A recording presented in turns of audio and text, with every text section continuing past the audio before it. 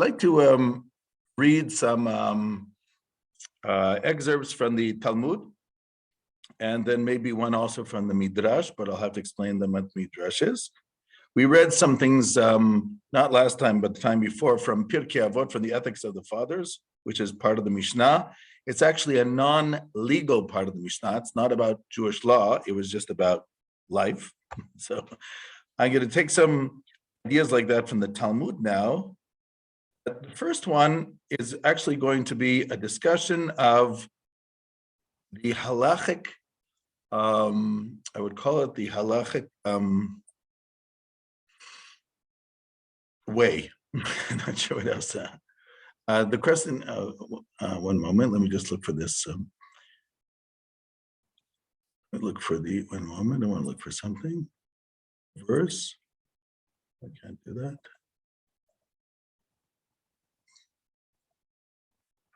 Here.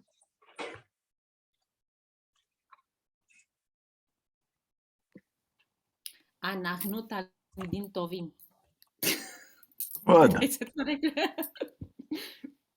Second door. And there's another one.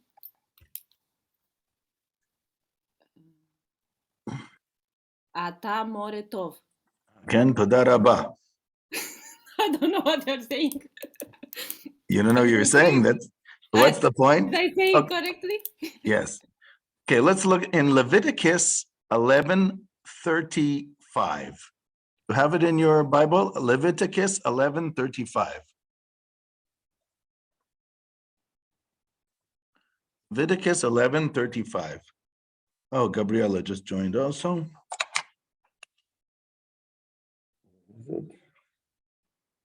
Bless you.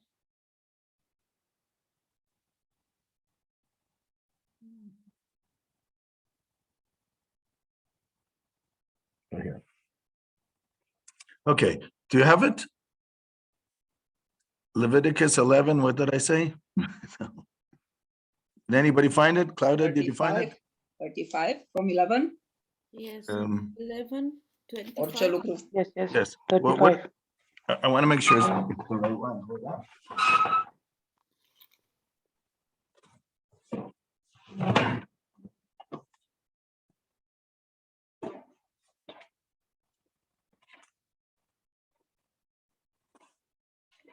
What do we say, 11:35 or 25? I can't remember.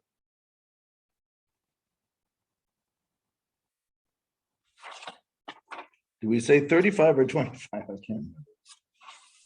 35. Yes, 35. So what does it say?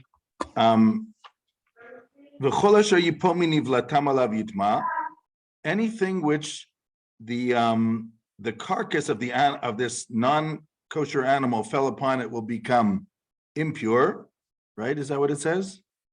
Yes.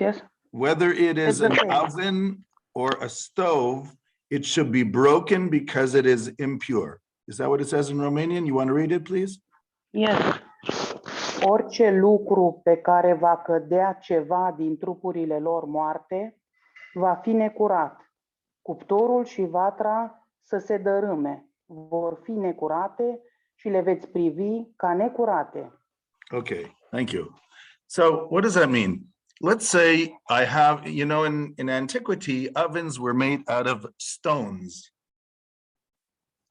They call them tabun in Israel today.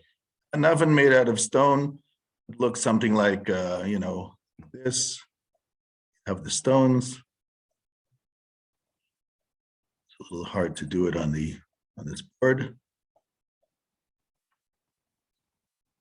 How do you say stones? Pietre.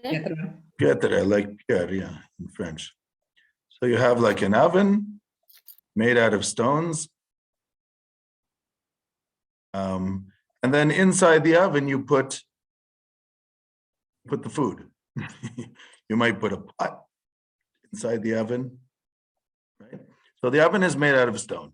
Let's say you were cooking the body of an animal which was not impure. In the Bible, non-kosher is called impure. So if I were cooking something impure, Well, in our tradition, like a rabbit is not pure. Horse meat, right? There are various animals that they don't chew their cud and have split hoofs. You know what's mentioned in Leviticus and also in the book of Deuteronomy.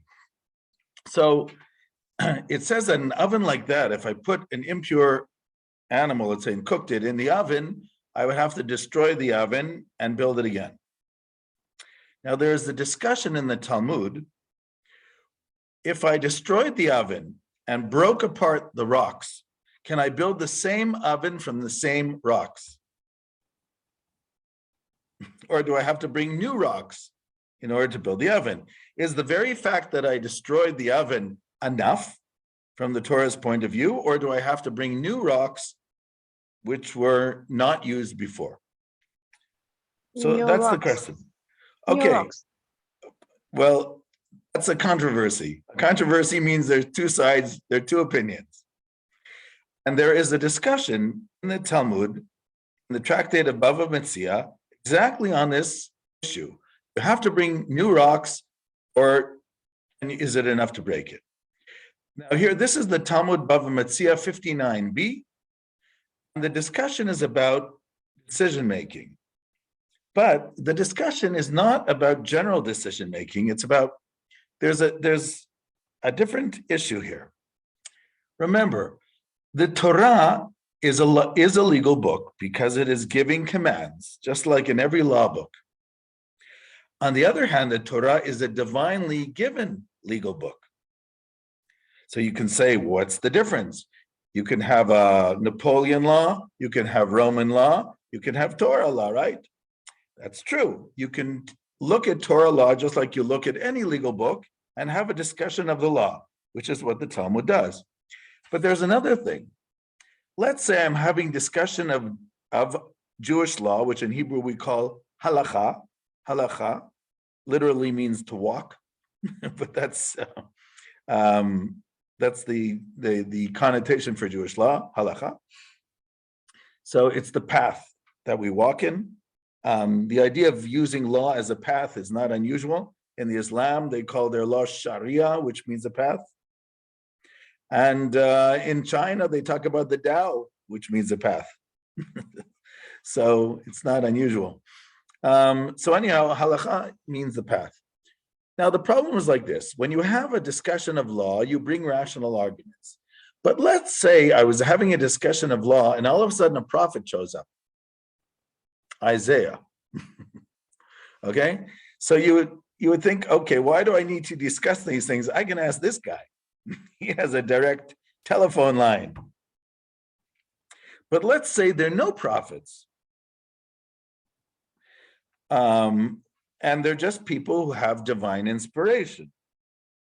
So let's say there's a person who claims they have divine inspiration, and God told them that in the argument between the two sides here, whether it's enough to break the oven or whether it's enough, or whether you have to bring new stones, that he got from heaven, some angel told him that it's enough to break the stones. Would that have an influence on Jewish law? You would think it would, because don't we want to know what God wanted from us?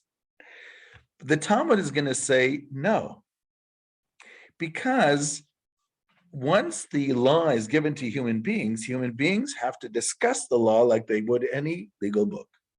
As it says in the book of Deuteronomy, lo b'shamayim hi, that this commandments which I've given you is not in heaven, and it's not on the other side of the sea, because it is very close to you in your heart and in your mouth to do. That's what the Torah says. So since the Torah says it's not in heaven anymore, once it's been given to people, and it says in Leviticus, acharei rabim lahatot, that in legal matters you follow the majority of the court. So if the majority opinion is one way, then that's what the law becomes. So once the law is given to human beings, it has to be decided by a court of people who are experts in Jewish law. So this is the discussion, okay? Are you ready? It's right here. It's called the story of the oven of Achnai. Achnai is a very strange word, which means a snake, a serpent. The Talmud says, why do they call it the serpent? Because they encompassed it with arguments, just like a serpent goes around in circles, like a snake goes around in circles. Okay, Rabbi Judah said in Samuel's name, it means that they encompassed this argument like a snake and proved that this oven is unclean, meaning impure, until you bring new stones. It has been taught. So this was an argument between Rabbi Eliezer, who was a member of the Sanhedrin, of the High Court, in the 2nd century, and the argument was with Rabbi Joshua, who was also a member of the court in the 2nd century. These were disciples of Yochanan ben Zakkai, who had set up the famous academy in Yavne after the destruction of the Second Temple. So it's an argument between Rabbi Eliezer and Rabbi Joshua, whether you need to bring new stones or is it enough to break the old stones and then rebuild. It is taught, on that day, Rabbi Eliezer brought every imaginable argument, but they did not accept it from him. Now, it's not clear who held what, but that's not the point. The point is the argument. He said to them, if the halacha, meaning Jewish law, agrees with me, let this carob tree prove it. You know what a carob tree is? Carob is like this long fruit, which is, they use instead of chocolate. It's a little bit healthier. I don't know, you say in Romanian, carob? Cred că e caruba. Caruba? Chiar există, cred. Da, ceva, înlocuitor de ciocolată. Nu, este carob Nu. sau roșcove. Da, pudră de carob. Da? Okay. So carob is very common in Israel, but nobody eats it. But it is it's very common. It's actually quite good. It has a lot of good things for you, but for some reason it's not so popular here. So he says, if the halacha agrees with me, let this carob tree prove it. Thereupon, carob tree jumped 100 cubits out of its place, meaning they looked out the window and they saw the tree, and the tree jumped. 100 cubits, by the way, is 200 meters. In other words, obviously this Rabbi Eliezer had some miraculous powers, and he said, if the halacha agrees with me, look outside the window, you will see that that tree will jump 200 meters. They all looked outside and saw the tree jump 400 cubits, which is 200 meters. Others say it was 400 cubits. Some people say it was 100 cubits, some say it's 400 cubits. Then Rabbi Joshua said, no proof can be brought from a carob tree, meaning this is issues of law. You cannot bring a proof from a carob tree. So the fact that you did a miracle with the carob tree, this does not mean that the law follows your opinion. So again, he said to them, if the halacha agrees with me, let the stream of water prove it, meaning the river. So they looked at the stream of water and it flowed backwards. Okay, they looked at the river and the river went back, right towards its source, changed direction. And Rabbi Joshua said, you cannot bring a proof from a river of water. So it's nice that you did another miracle, but it's not relevant to the discussion. You have to bring proof from text, from logic, not from streams of water that goes backwards. Again, Rabbi Eliezer said, if the halacha agrees with me, let the walls of this house prove it. So whereupon the walls were inclined to fall, the walls of the study hall where they were started tilting because they wanted to fall. Rabbi Joshua said, when the scholars are engaged in a halachic dispute, we should not interfere. So the walls decided not to fall in honor of Rabbi Joshua. They didn't want to go up all the way in honor of Rabbi Eliezer, so they stayed in the middle like the Tower of Pisa on the side, right? So, and again, Rabbi Eliezer said, if the halacha agrees with me, let it be proven from heaven that the halacha follows me. Whereupon a heavenly voice cried out, why do you dispute Rabbi Eliezer? seeing that all matters of halacha agree with him. Right? A heavenly voice goes out from the heavens. The halacha always agrees with Rabbi Eliezer. Rabbi Joshua arose and exclaimed, Lo b'shamayim hi. It says in Deuteronomy, it's not in heaven. What does this mean? Just like Rabbi Jeremiah said, that the Torah was already given at Mount Sinai. Therefore, we do not pay attention to heavenly voices because we've long since given the Torah at Sinai, and it says in Leviticus that the majority rule. And since the majority rule, and since the majority disagreed with Rabbi Eliezer, the halacha does not follow Rabbi Eliezer. So even though he brought 4 miracles, that is irrelevant to the discussion. Okay? How do you understand this?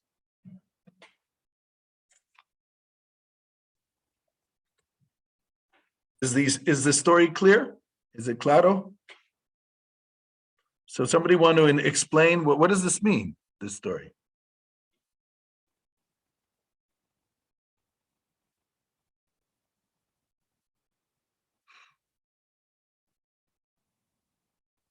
Nobody? Well, it's basically saying The value Yes. of the law are unchallenged by anybody. the law can be challenged by any scholar, By any. but not by somebody who claims that they have miracles. So That's the scholar idea. means the one who knows Who understands the law and can law. bring arguments from the law. Yes. In other words, once the Torah is given, it works like a legal system. In a legal system, so you have an advocate who knows the law, and they stand before the judge, and they bring arguments. But they don't say, well, I'm going to show you, I'm going to bring a lightning that's going to come right now out of heaven and ruin this courtroom, and that will prove that I'm right. That's not a proof. Now, the difference, of course, is that in Torah law, you would think, well, if you brought lightning out of heaven, that means God is on your side. So therefore, the Talmud says that's irrelevant to the discussion. Because I guess, Maimonides, who, as a legalist, when he discusses this story, he makes it even more dramatic. He said, if you had, let's say you have the Sanhedrin, has 71 members. Let's say you had 35 members who agreed with Rabbi Eliezer, and they happen to be prophets, but 36 members who disagreed with Rabbi Eliezer, and they were not prophets, just scholars. The law would still follow the 36 scholars and not the 35 prophets. Because the fact that they have the ability to prophesy and speak to God, that's not relevant anymore once the Torah was given. It could have been relevant before the Torah was given. But once the Torah was given as a code of law, and once the book of Leviticus says that the ruling is done by the majority of those discussing the law, that's the way it works. Okay? This might sound surprising, but it's a very important idea to understand the Talmudic law, the thinking of Talmudic law. Even though this is the rule of thumb, by the way, you've had over the generations those who have challenged this idea without challenging the idea, meaning de facto challenged the idea. Let me give you an example. In Kabbalistic literature, there's a book called the Book of Zohar. Maybe you heard of it. It was the Book of Zohar came out in around 1275 in Castilla, in Spain, by Moses de Leon, and it is attributed to a 2nd century scholar by the name of Rabbi Shimon Bar Yochai. Now, since it's considered an important text, and is considered a text by the Kabbalists, which was written in divine inspiration, but it is a Kabbalistic text. In general, it's not a text of Jewish law. However, there are places in the Zohar where they do talk about Jewish law as part of their discussion. Just like in rabbinic texts, which talks about the perikopa of the week, they talk about sometimes Jewish law, apropos. So then the question became, after the Zohar became a very popular book, let's say by 1400, the question was, if there's halacha, Jewish law in the Zohar, should that halacha override the discussions of the Talmud? Now, in general, most authorities said no, because the Talmud is a book which discusses Jewish law from the point of view of Jewish law, and people discussing it are experts in Jewish law. So the very fact that the Zohar might have a different opinion is irrelevant, because at the most, the Zohar is one opinion. So it's not a majority opinion. And besides, the Zohar, even if it's written by Shimon Bar Yochai of the 2nd century, when Rabbi Shimon Bar Yochai, who is mentioned in the Talmud, has an argument with Rabbi Judah, the halacha actually follows Rabbi Judah and not Rabbi Shimon Bar Yochai. So then why would the halacha follow the Zohar?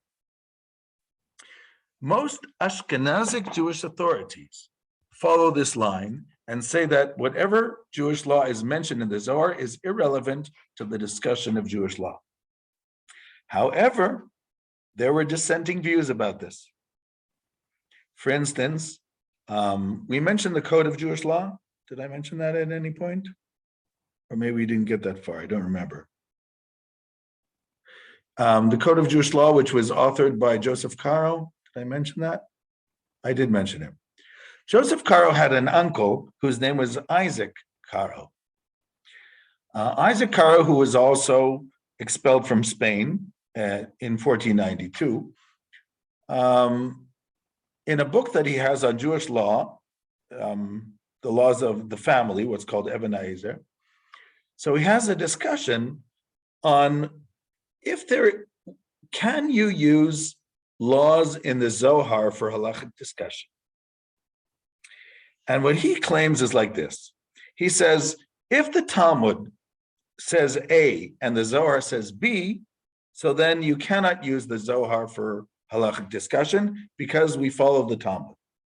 But he says, if there's a controversy in the Talmud and it's not clear what the outcome of the controversy is, if the Zohar offers an option, that can be the outcome. That is the rule of thumb of Isaac Caro, the uncle of Joseph Caro. However, not everybody accepted that rule of thumb. Some people did, some people didn't, because the ones who didn't basically said, if I'm not using the book of Zohar for Jewish law, why should I make exceptions? Either I'm using it or I'm not. But Isaac Caro thought that it's worth making the exception if it's an important book. Are you following me, or is this too, or am I talking about things that nobody understands? Just, I never know, if people are familiar or not familiar. I'll give you a problem of the complications of saying that you can follow the Zohar when there's a dispute in the Talmud which is not clear, and why it's not a simple thing to say. Because remember, Jewish law talks about life. And when you have arguments about Jewish law, there's both how to understand the meaning of the argument, and there's also the application within life. And the application within life also takes into account social issues that have to be dealt with, how people deal with situations and their applications. Let me give you an example. And this example is very important because this is the example that Isaac Caro is talking about in his book, where he says yes to use the Zohar in places of dispute. If you remember in the book of, I think it's in Numbers, one second, you have what's called a levirate marriage. I think I discussed this at some point. Levirate marriage. How do you say that again? Yibum. Yeah, we talked about it. Legea leviratului, am discutat, da. Yes. Now remember the story of Yibum. You have two brothers, and both of them are married, but one of the brothers dies and has no children. has no kopi. And then there is a mitzvah, meaning a good deed, for his brother to marry the wife and have a child in the name of the brother. This was a time when Judaism allowed polygamy. It doesn't allow it anymore, but this was a time when Judaism allowed polygamy. So then the brother, even if he was married, he would marry the brother's wife and have a child in the brother's name. The Torah also says that if he does not want to marry this woman, there is a ceremony called chalitza, where he explains that he does not want to marry her, and there's a little ceremony that takes place, and then she is free to marry somebody else.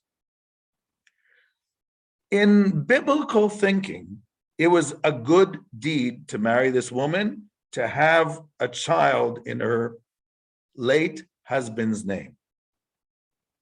However, already by the time of the Mishnah, at the end of the Second Temple period, the Mishnah already says in the Tractate of Tubot, it's better to do chalitza than to do yibum, which means it's better not to take this woman as a wife than to take her as a wife.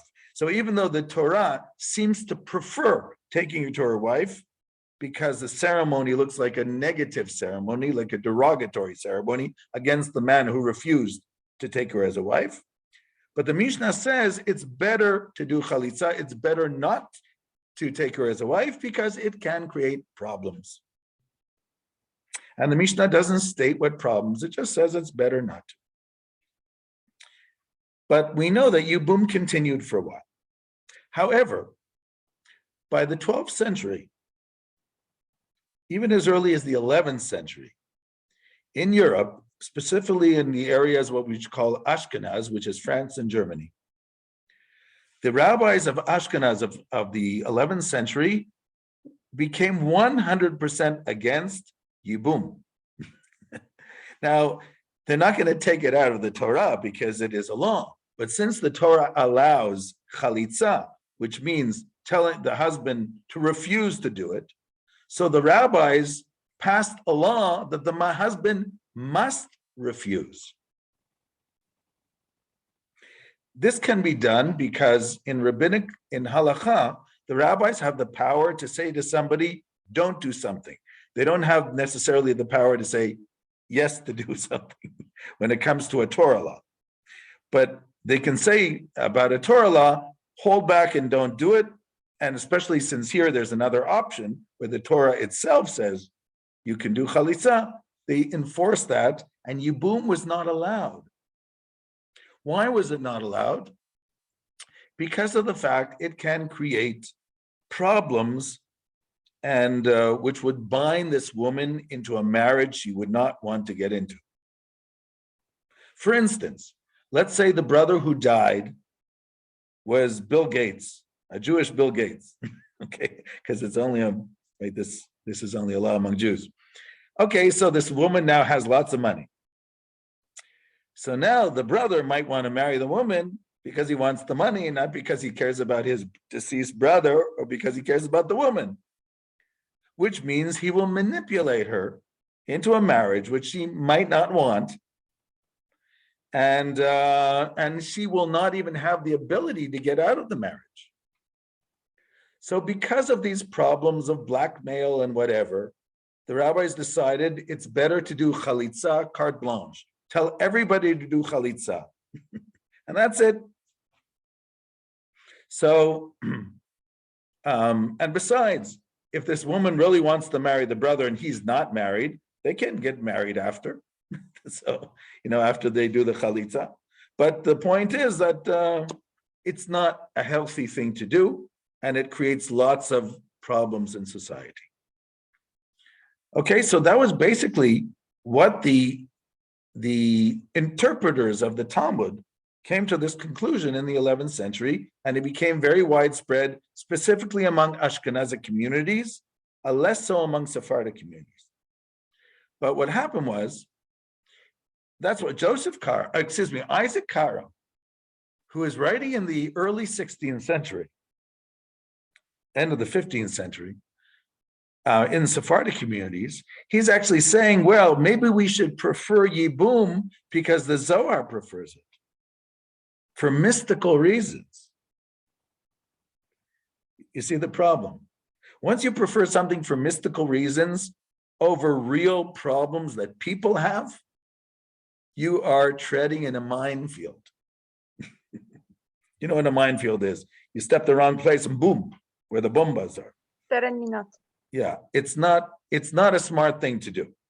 So it's nice that the Zohar says how wonderful it is to do the Yibum, but in actuality, it created too many social problems, so the rabbis were against, period. It's not that you're not allowed to do chalitza, but it's preferable because it saves us from unnecessary social issues. So I'm giving you just one example, how sometimes the preference of a mystical source can actually create problems in Jewish law. This same argument happened many years later in the 18th century between the Hasidic movement and its opponents in Lithuania. The Hasidic movement, the disciples of the Baal Shem Tov, you know, the Hasidic movement of Eastern Europe, the guys who wear the fur hats, the charismatic Jews, if you want to call it that way.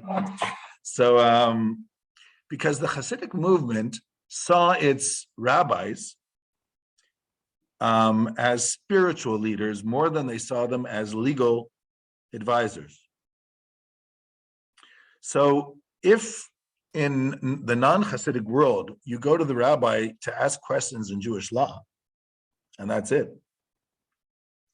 In the Hasidic world, you go to the rabbi, to the Hasidic rabbi, they call them Rabbis, to ask spiritual questions.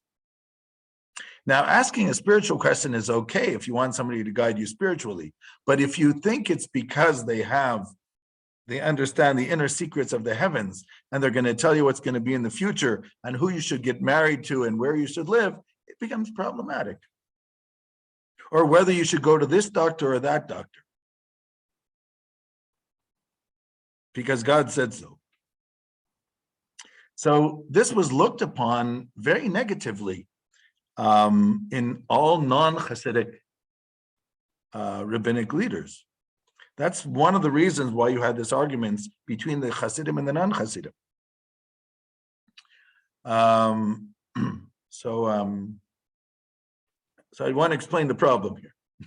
And that's why the Talmud tries to set the tone that we don't base Jewish law on heavenly voices or on miracles, because there's a reason why the law is the way it is.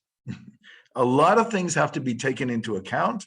And if you're going to just carte blanche take some heavenly voice, it's not a good idea. Now, you might say, wait a sec, a heavenly voice is not a good idea. I'll tell you what the Vilna Gaon, who is one of the opponents of the Hasidic world, said. The Vilna Gaon, according to, he was once approached by one of his students whose name was Chaim of Volozhin. Volozhin today is a city in Belarus. And he also set up one of the first modern academies, what's called yeshiva, study academies. Modern, I mean in 1802, but it's the modern period. So Chaim Volozhin said he had a brother whose name was Shlomo Zalman, who is a very saintly person, very pious. And the Shlomo Zalman used to have angelic beings that would talk to him. So Chaim Volozhin went to the Vilna Gaon, his teacher, and said, is it okay if my younger brother, who seems to have these angelic beings talking to him, can he listen to them? Is that okay? And the Vilna Gaon said, it's not okay. He should tell them go away. Because you never know when you're speaking to a spiritual being if it's coming from the pure side or the impure side of the world. Because just like there are forces of good, there are forces of evil, even in the spiritual world. Because that's the way the world is. It's a balance. God is pure good, but the spiritual world contains, I guess in Christianity, you would say angels and devils, if you want to put it that way. In the Zohar, they call them defending angels and prosecuting angels. That's what they call them. They actually don't use the word Satan. Defending angels and prosecuting angels. But the point is, there's a person who wants to connect themselves to the side of impurity. This is a Zoharic idea. Can do so. Just like Balaam, the prophet who's mentioned in the book of Numbers, used to connect himself sometimes to the side of impurity because he so wanted a connection to the upper worlds, he was willing to compromise.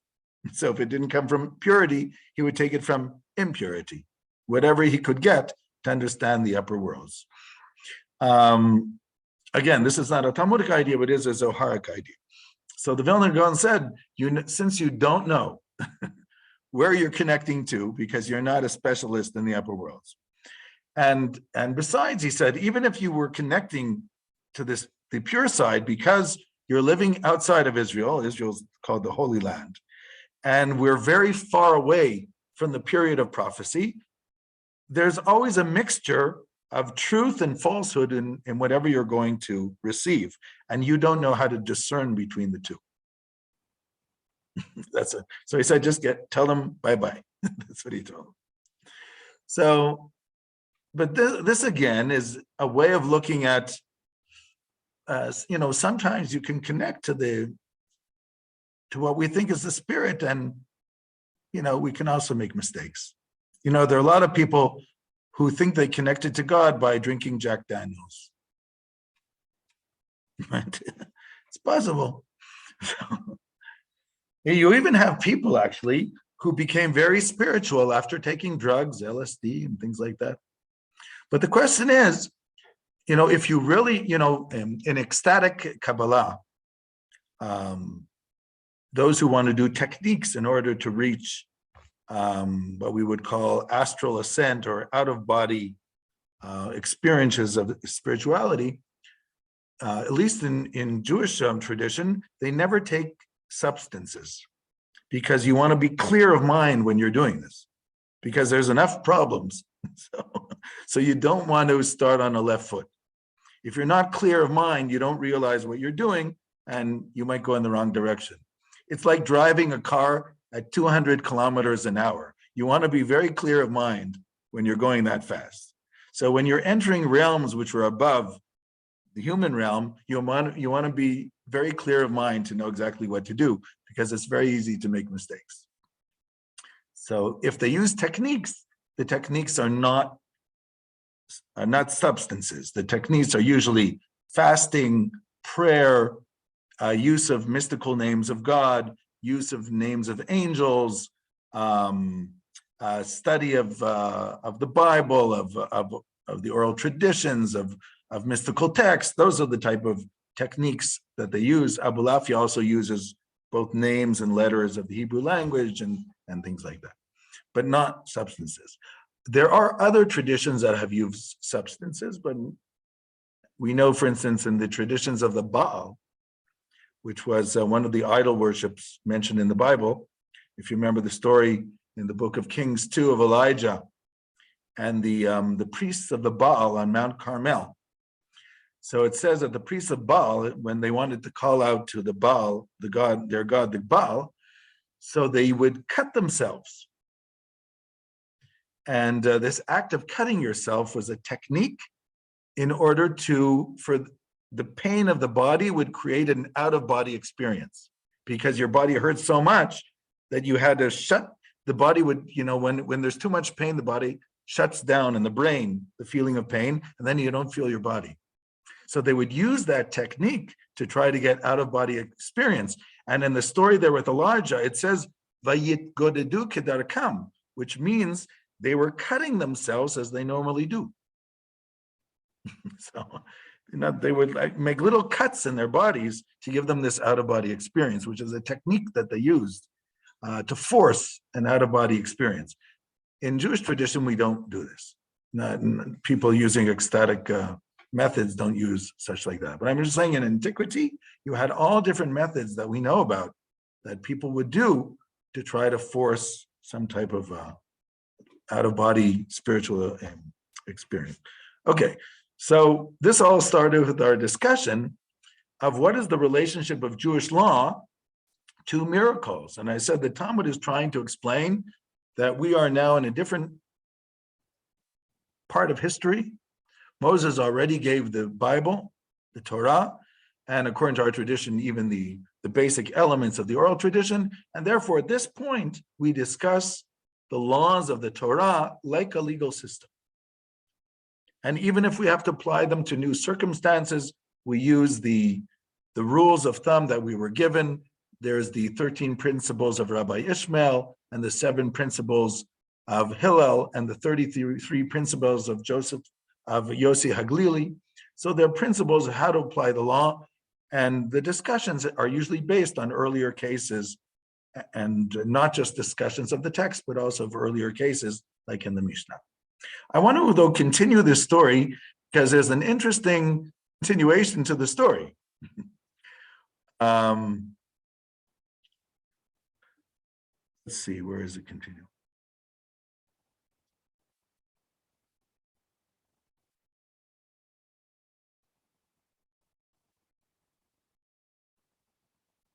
Okay, so we said, you wrote in the Torah at Sinai that according to the majority, you must incline, meaning we follow the majority. That's what it says in Leviticus. If you want to look it up, where it is in Leviticus, I'll tell you exactly. Yeah.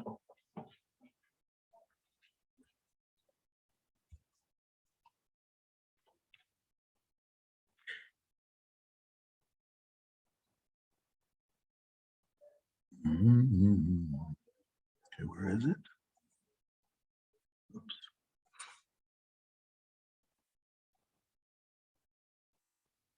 Then it's not, wait,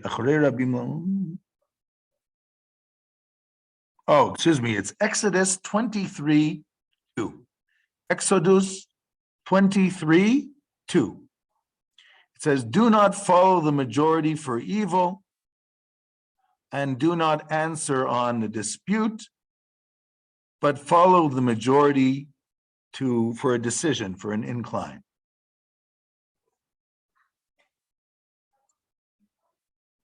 Yes, it's Exodus 23:2. It also, of course, says in Deuteronomy. It's It also don't. says in, I have here in my Romanian version, don't.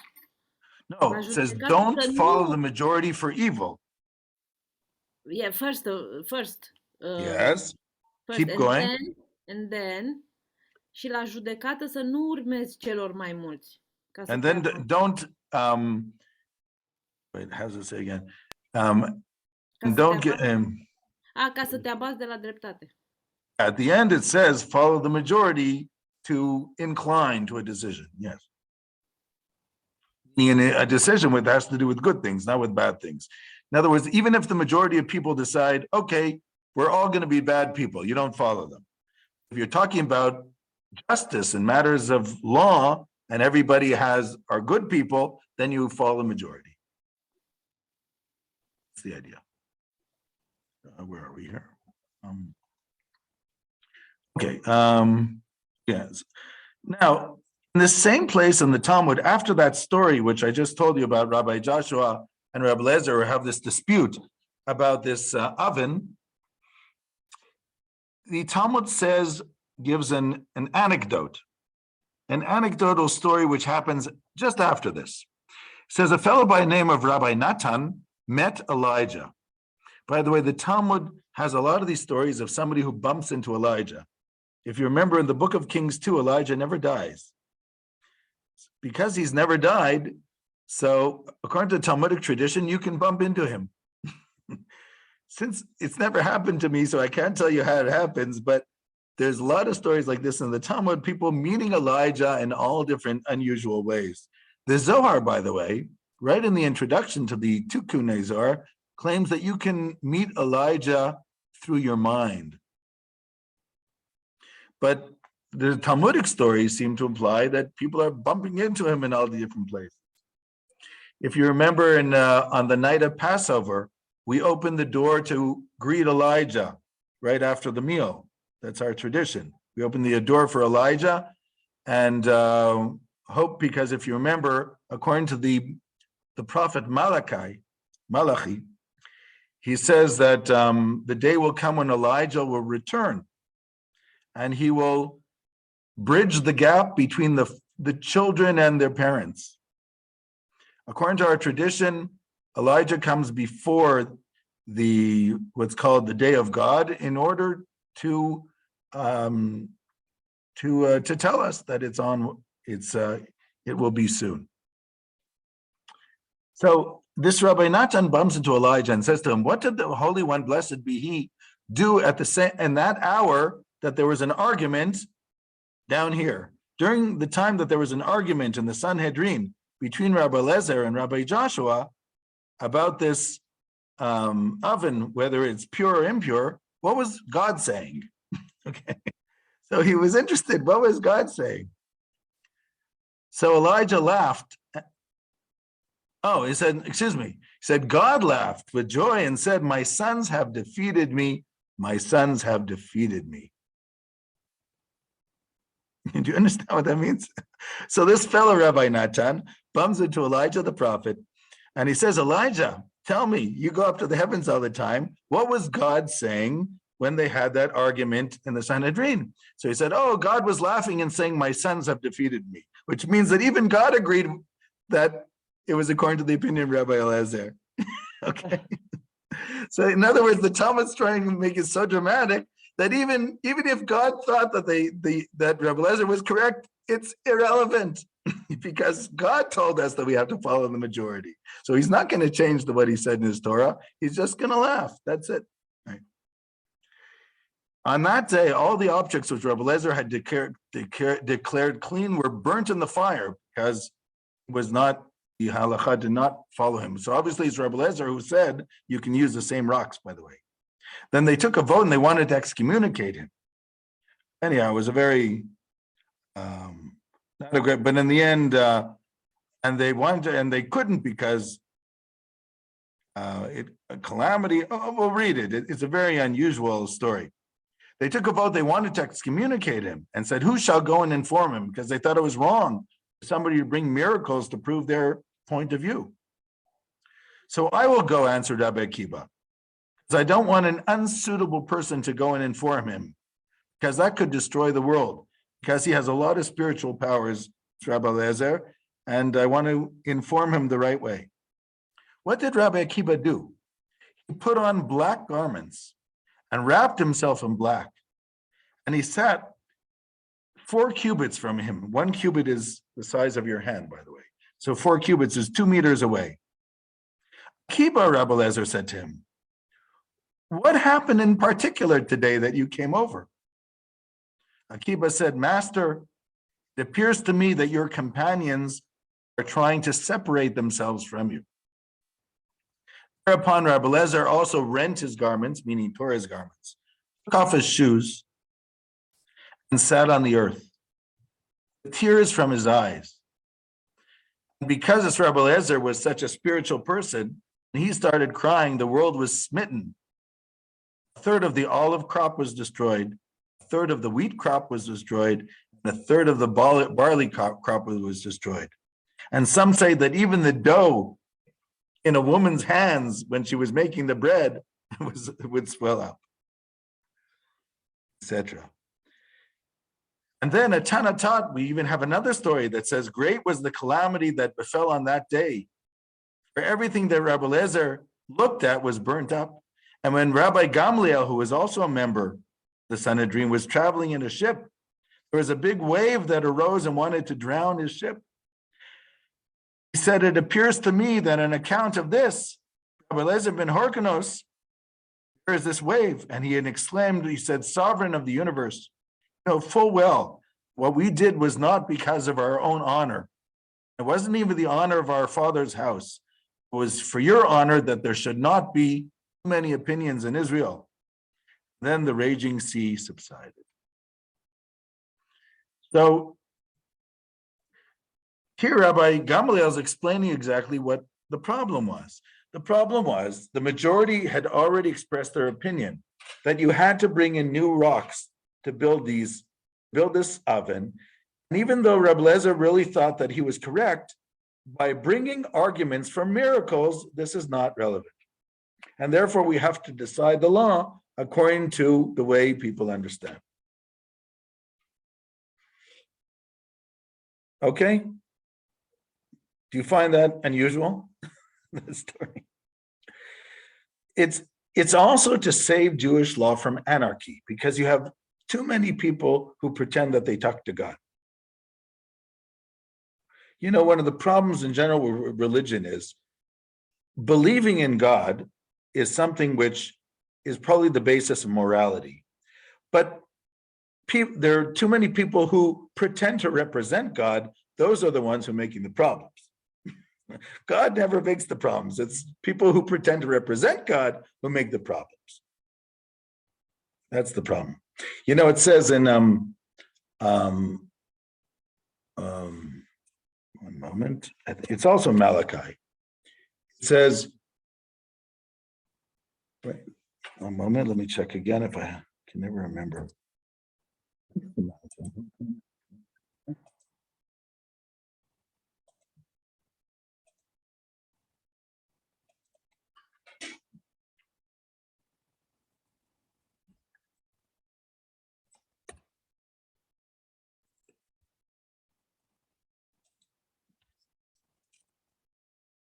Hosea 14:3.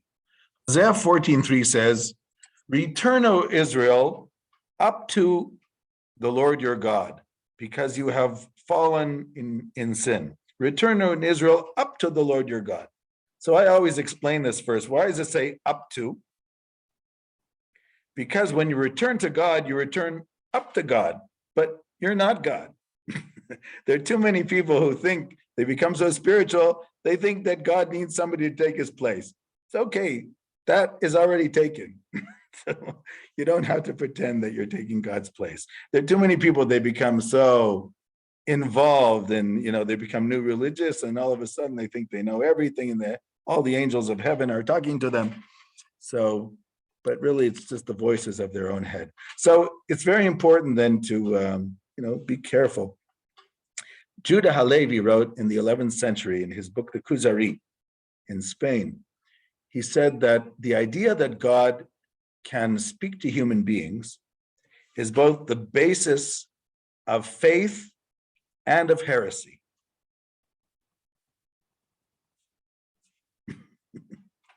So you have to be very careful, because things that are potent in life can be used for good and for evil simultaneously. Nuclear power, you can produce electricity for pennies and supply the whole world, but one nuclear bomb can ruin your whole day. You cannot hug with nuclear arms. Right? Doesn't work. And money. With money, you can stop world starvation. You can give food across the whole country. You can give jobs to people. But you can also buy weapons and destroy people. So things that are potent are always can be used for good and for evil. That's why this world is called the tree of knowledge of good and evil. That's the whole world. Because where there's good, there's evil. Where there's evil, there's good. Where there is light, there is darkness. That's the way our world works. You have both possibilities. If there was only good, we wouldn't be in this world. We would be elsewhere. But this world is a world of good and evil, and you have to choose. As it says in Deuteronomy, I've given before you good and life and evil and death. Choose life. It says a little bit later on. But it's up to you. You can choose. As I said, life is like a multiple choice test. You can either choose life or not. So it's up to you what you want to do with it. Because in the end, life is a terminal disease. We're all going to die in the end. But the question is, do you want to live your life? So what happens after, don't worry. God will take care of it. What happens after, God will take care of it. The problem is he gave us this world to make our own decisions. And that's the scary part. Because when we make our own decisions in this world, that's where we make the problems. So, but there are enough, but this is, you might say the world is like an experiment. God wants to know, if I give you the ability to make the decisions from A to Z, are you going to do them right or not? Let's watch. So that's what we do in this world. We make the decisions. And sometimes we make the right decisions. I think it was Winston Churchill who once said about the Americans that the Americans always make the right decision eventually. Churchill once said. That was just after World War II. So yeah, does mankind always make the right decisions eventually? I don't know, but I guess we're still here. So, and it could have been differently. We have also a saying, mintea românului cea dă pe urmă. In Romania, I don't know if I can translate it to you. Can somebody else translate it? The judgment of the Romanian, eventually, I mean, at the end, after all the things are happened, yeah, you know, you've come with the good decision. I think that's a human tendency in general, because what happens is we know what we're supposed to do, but everybody has personal interest. So first they put their personal interest first. That doesn't work, or if it creates too much damage, so eventually they realize they have to do the right thing. But then the only question is how much damage is going to happen until they do the right thing. That's the problem. So, you know, it would have been so much easier to beat Hitler in 1939 by waiting till 1944 or 1942. Of course, different countries entered at different times. I think the Americans only entered in 1943. So with Japan. So I'm just saying, if everybody would have entered at the beginning, a lot of lives would have been saved because it would have been easy. He didn't have 10 million soldiers in 1939. Whatever. That's just an example. And in general in life, it's like that. We're having problems with Iran now. If the United States wanted to, 1 week they could run over Iran. It's not a problem. That's what they did to Iraq. It took 30 days. Wasn't a big deal. They could do that if they want to, but you have to want to. But once you wait too long, it could take years. So, you know, those are the things that you wonder about decision making. Anyhow.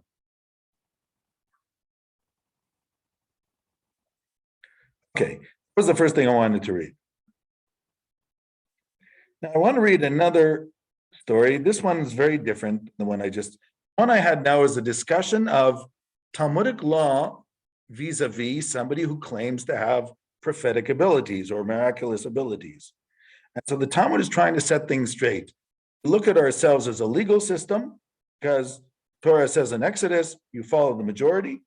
And it also says in Deuteronomy that you should follow whatever the court decided.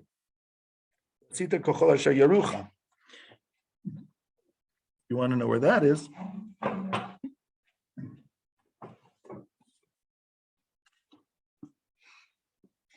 A moment.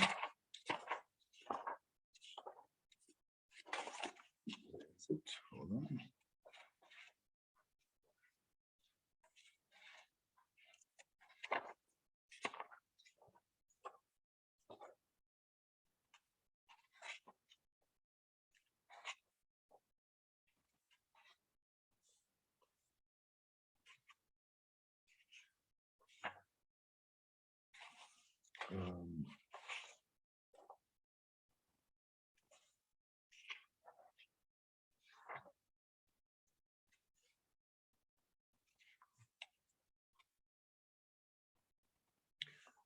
This is Deuteronomy chapter 17, verse 9.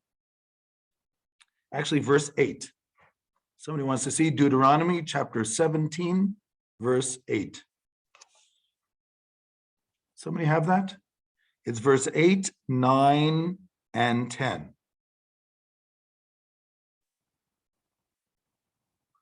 And 11. Which From chapter 17, verses 8, 9, 10, and 11. If somebody would like to read it. Dacă ți se va părea prea greu, that's the one. If there's something which you don't know Yeah.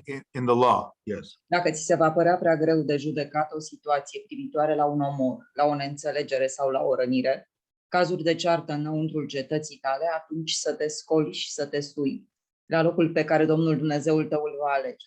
Să te duci la preoți, leviții și la cel care va împlini atunci serviciul de judecător. Să-i întrebi și ei îți vor spune hotărârea judecății. Să faci cum îți vor spune ei, în locul pe care Domnul îl va alege și să ai grijă să faci cum te vor învăța ei. Să lucrezi potrivit cu legea pe care ei te vor învăța și după hotărârea pe care ei o vor rosti. Să nu te abați de la ce îți vor spune ei să faci, nici la dreapta, nici la stânga. Okay, so it basically says when you have issues that have to do with the law and you have arguments, so you go to the place which God chose because the Sanhedrin had to sit on the Temple Mount, the high court, and you would come to the priests, the Kohanim and the Levites and the judge, which would be in those days. And you ask them and they will tell you the law. And you have to do according to their decision, which they will give you at that spot. And you have to be careful to do according to what they taught you. According to the Torah that they taught you, and according to the judgment which they shall tell you, this is what you shall do, and not deviate right or left. So this is the same idea. There's a court. Here it just says the judge, but in Exodus, we know it's according to the majority. And according to their understanding of the law, this is the way. In other words, you don't need a prophet all the time. You need somebody who's going to interpret the law and teach the law to the people. Okay, let's go on to the next issue. I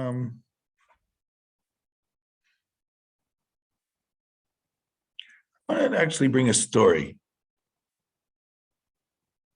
I like this story because the Talmud sometimes tells stories, but the stories are supposed to be understood as metaphors. It's right at the end here. It is. It's a story called Rami Bhartamra.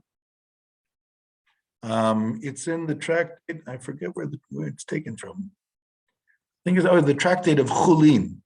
It's the Talmudic tractate of Chulin, I forget the page. It's the last thing on your sources. Rami Bhartamra, can you see that? Yes. In Sura was the name of a town in Babylonia. In the city of Sura, people did not eat the udder. The udder, I don't know how you say that in Romanian, it's where the milk comes out of the vaca, of the cow. Uger? Uger is the udder? Yes. Yeah. So what's the problem with eating the udder? Remember, a cow is a kosher animal. It chews its cud. It has a split hoof, like it says in Leviticus. But the question is, also in the Jewish custom is not to eat milk and meat together. It says, do not cook a kid goat in its mother's milk. It says in 3 places, in Deuteronomy and also in Exodus. So we don't eat milk and meat together. So the question is, can you eat the udder? Because the udder is from a cow and it contained milk. So if you're eating the udder, are you eating milk and meat together? Now, officially, the Talmud says, all you do is you take the udder, you clean it, and then it has no milk, and then it's meat. But anyhow, there was an argument between the town of Sura and the town of, we'll notice the next one. In the town of Sura, people did not eat the udder because they wanted to be more strict, because it looks like eating milk and meat. In the town of Pumbedita, they did eat the udder. Okay, now let's continue. So in the town of Sura, people did not eat the udder because they wanted to be more strict about milk and meat. But in the town of Pumbedita, which is another town in Babylonia, the Jews did eat udder. So the story goes, there was a fellow whose name was Rami Bhartamra, Rami, the son of Tamra, who was also known as Rami, the son of Dikula. And he was from the city of Pumbedita, where they did eat the udder. And he once happened to be in the city of Sura on the eve of Yom Kippur, the Day of Atonement, Yom Kippur, when the townspeople took all the udders of their animals. Remember, people were preparing a big meal before the fast of Yom Kippur.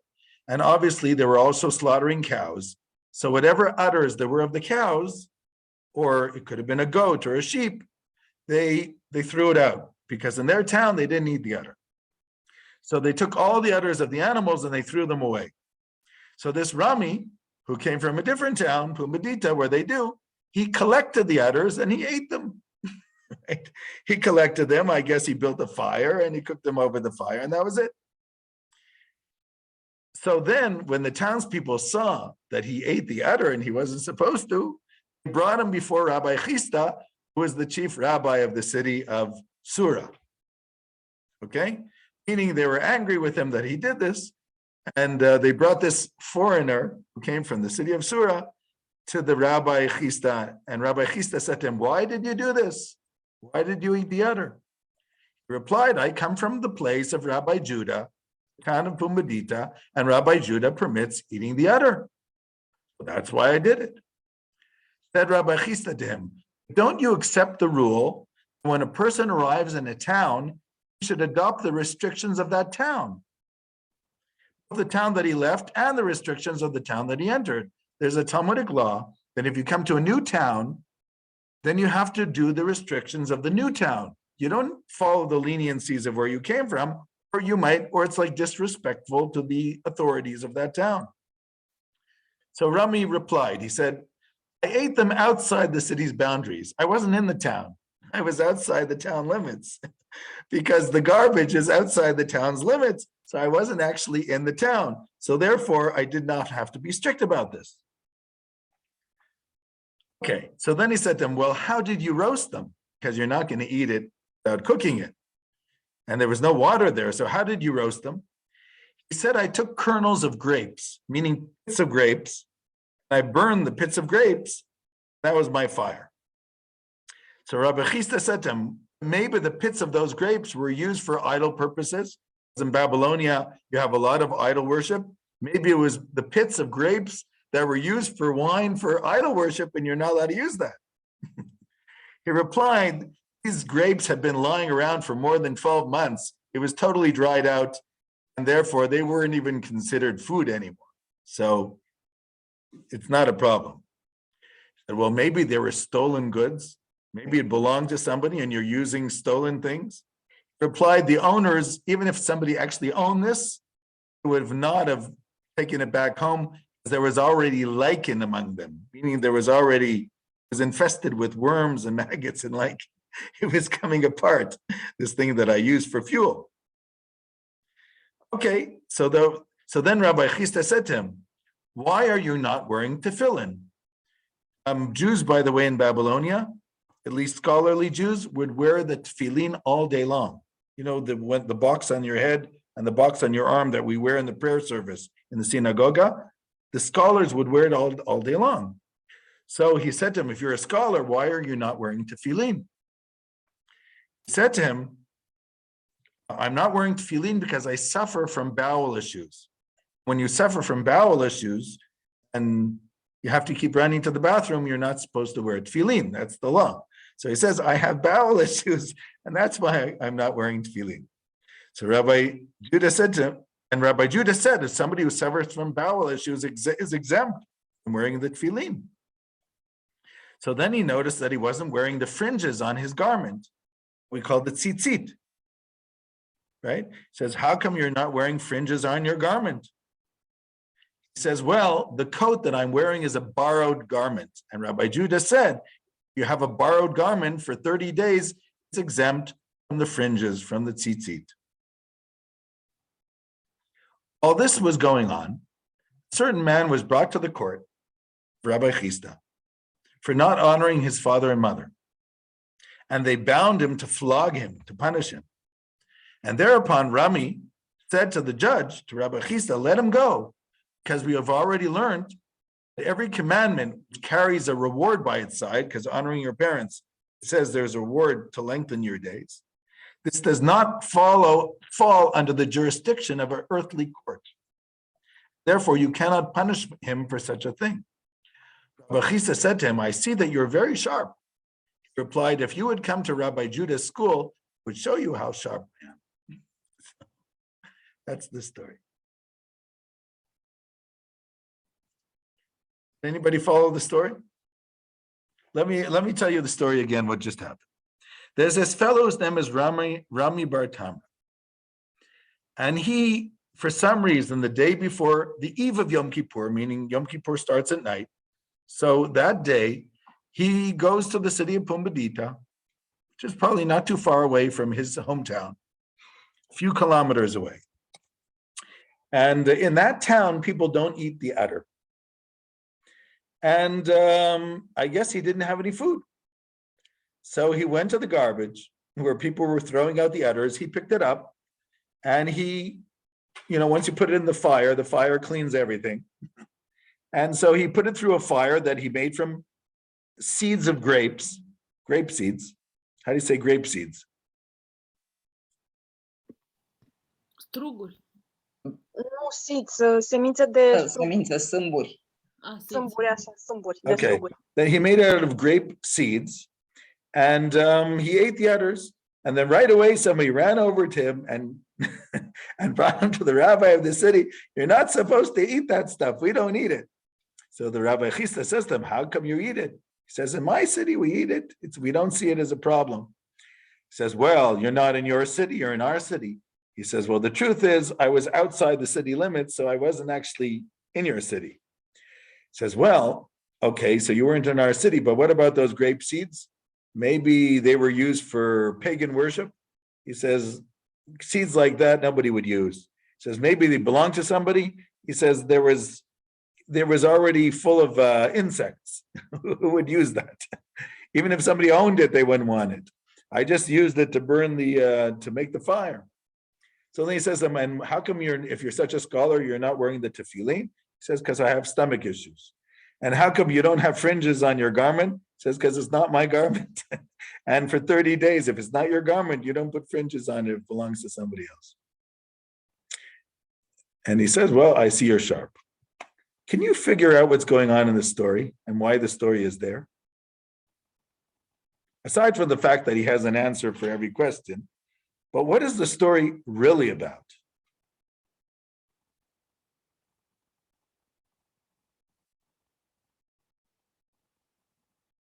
Can anybody guess? Let's figure out this Rami Bhartamra. What can you learn about him from the story?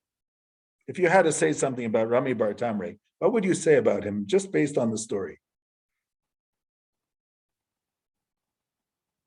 Is he a rich man? I think. What? You can unmute yourself so I can hear. Yeah. I did. I think he's poor. He's in need of eating those. Right, because he's pulling meat out of the garbage. Yeah. So obviously he's not a rich man. A rich man, even if he saw meat in the garbage, he would not pull it out of the garbage. He would go to a store and buy something. So obviously he doesn't have any money. Okay. Do you notice that his coat is borrowed? Which means he went to another city traveling. He didn't even have a coat. He had to borrow it from somebody. Right? Why does he have stomach problems? Because he's eating food from the garbage. One possibility could be because he's eating food from the garbage. Another possibility, in Babylonia, the cheapest food was dates. How do you say dates? Urmale. Fumale. That was the cheapest food because there's so many date trees in Iraq, even today, but in Babylonia, that it was like cost almost nothing. All the poor people. The only problem, if you eat a lot of dates, you know what happens? Sends you to the toilet.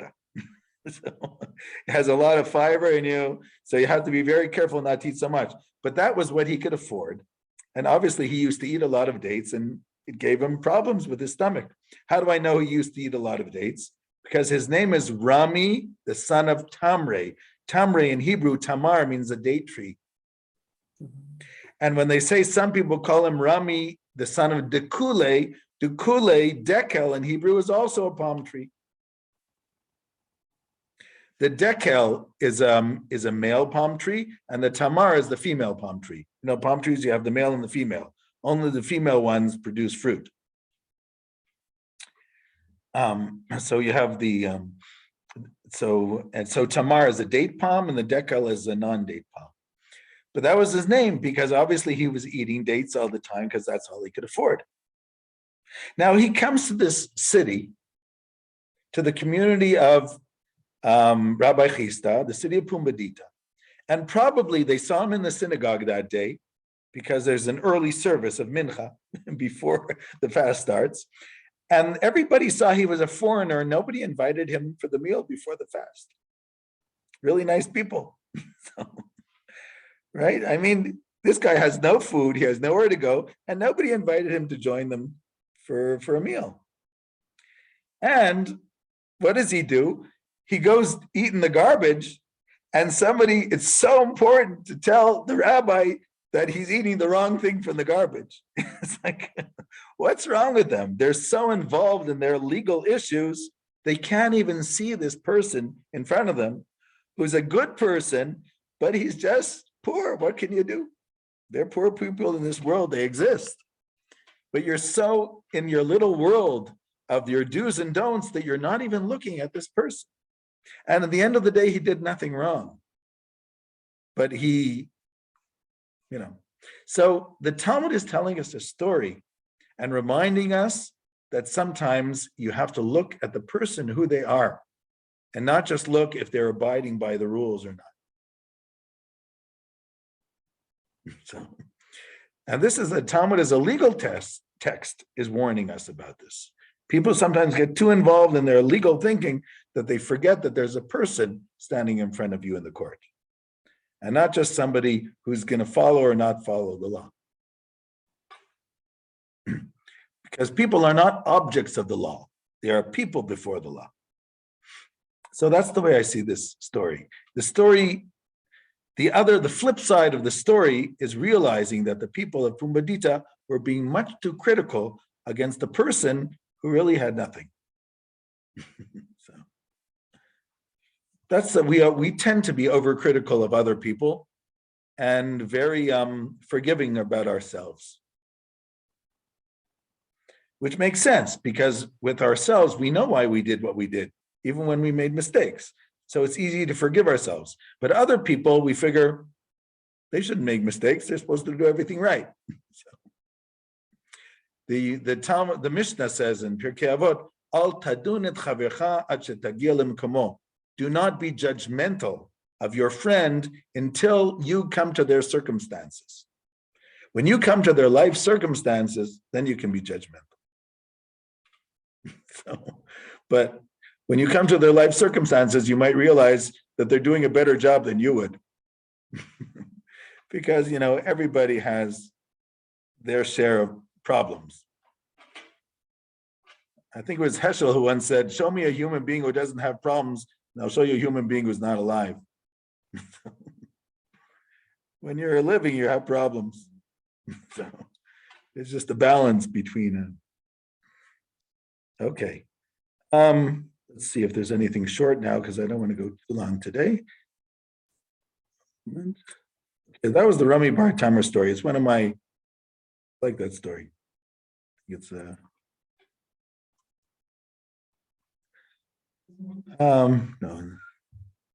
I had a whole bunch of things here. Will I?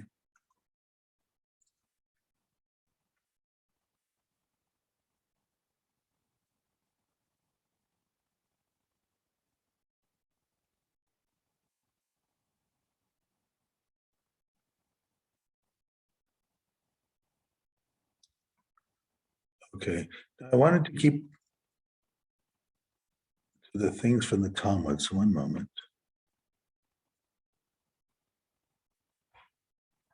Okay, I'm going to show you something unusual. I think it's relatively short. This is taken from the Tractate of Shabbat, 69b. It seems to be a legal discussion, but in the end, you'll see it's not so much. I like the things which are on the border between a legal and a non-legal discussion. This is a discussion between Rav Huna. This is a Babylonian scholar from about the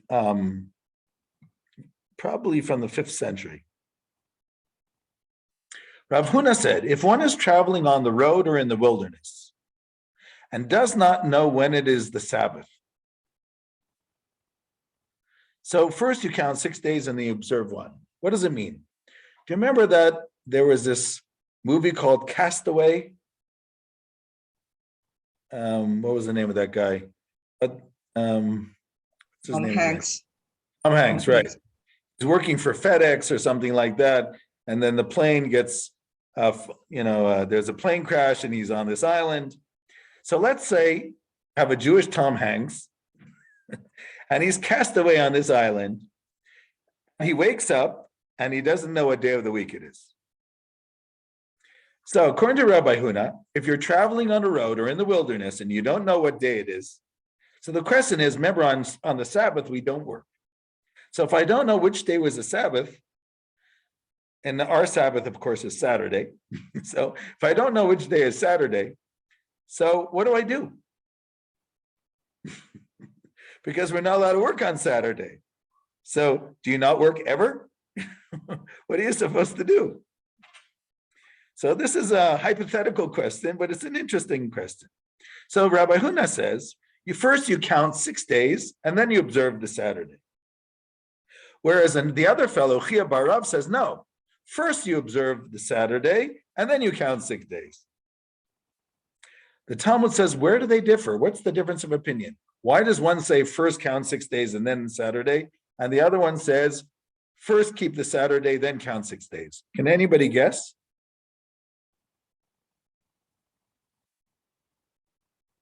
Okay, I'll tell you then. It says, wherein do they differ? One master holds it's like the creation of the world, and the other master holds it's like the creation of Adam and Eve. What does that mean?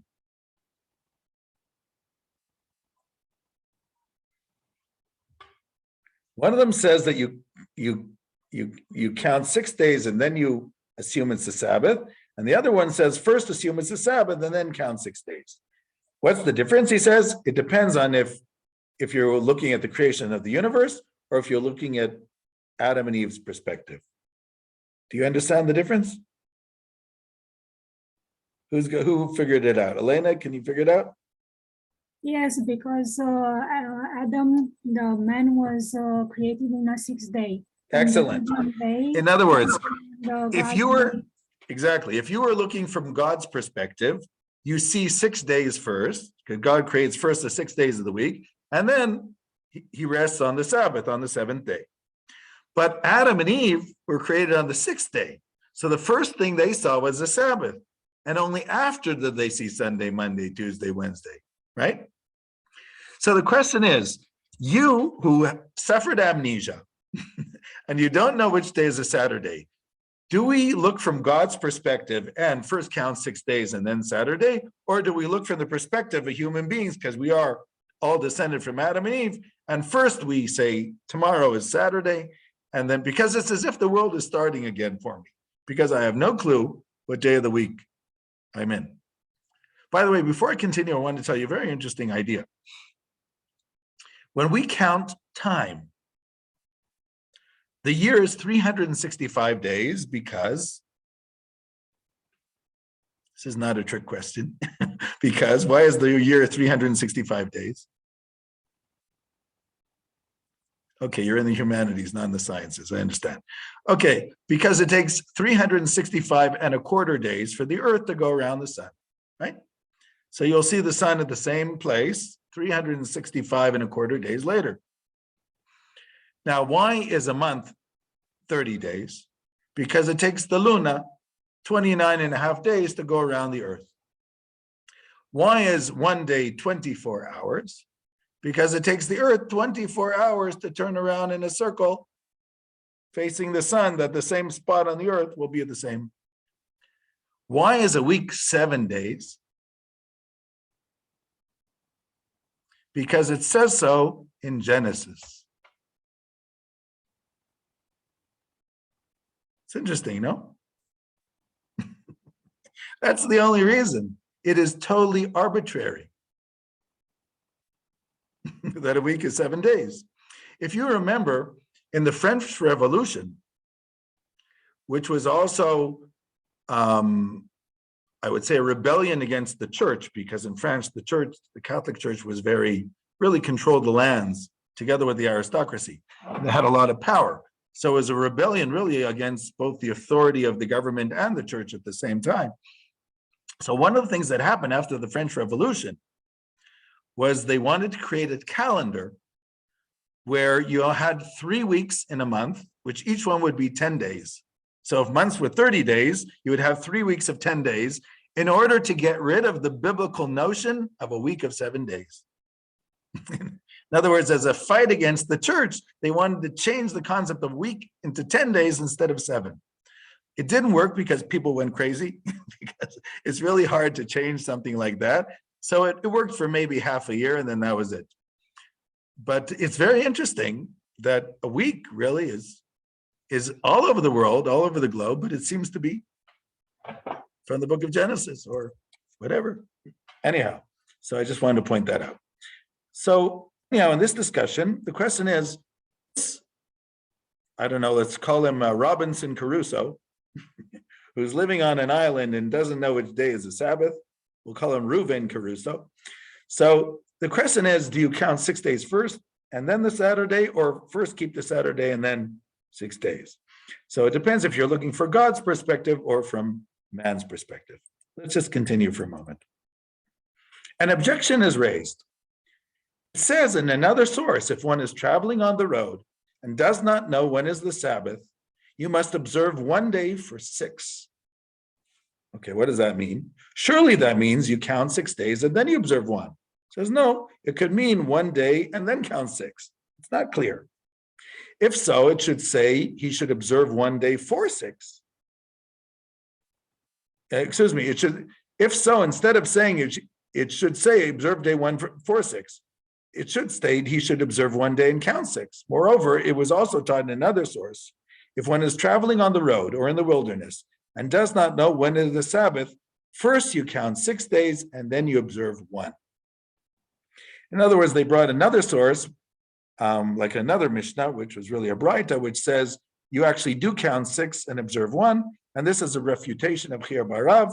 So then the law is that you count 6 and then you keep the Sabbath, meaning you look from God's perspective. It's not over yet. Rava said. Rava is also 4th century Amora. So probably Rava Huna was also 4th century. Rava said, every day this individual does sufficient work for his requirements only, except on that day. What is it? Why? Because even if he's counting 6 days and the 7th day of the Sabbath, maybe one of those 6 days actually was the Sabbath. So it's nice that you're counting 6 days, but since he doesn't know which day is the real Sabbath, it could have been any of those days. So because of that, every day he should only do the minimal amount of work to survive, because you're allowed to break the law in order to survive. So every day he should just do the minimal amount of work that he could have food, except on that day. And then the Talmud says, except on that day, you just said the minimum. If he's not going to do any work to get food on that day, he's going to die. Well, he can prepare double his requirements on the previous day. Maybe the previous day was the Sabbath. Why should he do double on the previous day? Therefore, every day he should do sufficient work, meaning sufficient work for his requirements, and even on the day he considers the Sabbath. The Talmud says, wait, if on every day he's doing work, even the day that he considers the Sabbath, what is the difference between that day and all the other days? How is that day recognized? It's recognized because you make the blessing on the wine when you're bringing in the day, what we call kiddush, and the blessing on the wine when the day's over, which is called havdalah. That's the difference. But for everything else, you do the minimum amount of work every day. I'm showing, this is a discussion which looks like a funny discussion. But if you think for a moment, the meaning of the discussion, what they're really saying is that the Sabbath is an objective concept. It cannot be made subjective. So even if you forgot which day is actually the Sabbath, it remains an objectively sanctified day. You cannot designate it. That's why it's based on 7-day pattern, because 7 days keep coming back. They're always the same 7 days. Whereas a month can be either 29 or 30 days. A year could be a leap year. But 7 days are always coming back. So that's the way. So you have an idea here. It sounds like a hypothetical idea. And it is hypothetical. It could happen, but it is hypothetical. But in the end, you see the discussion is really a discussion on whether it's an objectively sanctified day or a subjectively sanctified day. And so the Talmud feels that the Sabbath is an objectively sanctified day. And that's the way we understand it in the Jewish tradition. So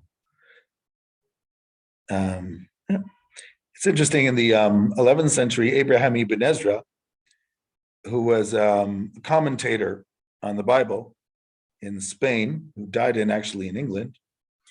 So in his commentary on the Bible, he says the reason why the Torah says you're not supposed to do work on Saturday, because Saturday is under the influence of Saturn, Shabtai, and on that day, anything you try to do is not going to work anyhow. So you might as well not work.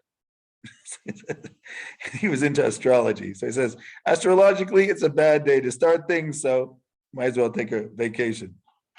Anyhow. You know that story about two guys meet after a whole bunch of years that haven't seen each other. So the guy says, Moshe. Moshe is a very common Jewish name. Moshe, how you doing? He says, how am I doing? What can I tell you? He says, what do you mean? Well, how's business? He says, business. I lose money every day in that business. But how do you survive? I'm closed on Saturday. That's how he survives. So yeah, so I just wanted to give you some examples. Today we talked about 3 examples. I think that'll be enough for today. The first example was an interesting question about the relationship between law and revelation. Can I use revelation, insight, angelic things that I hear in my head to influence Jewish law? And the Talmud takes the point of view that it's not something which is allowed, because then it creates anarchy.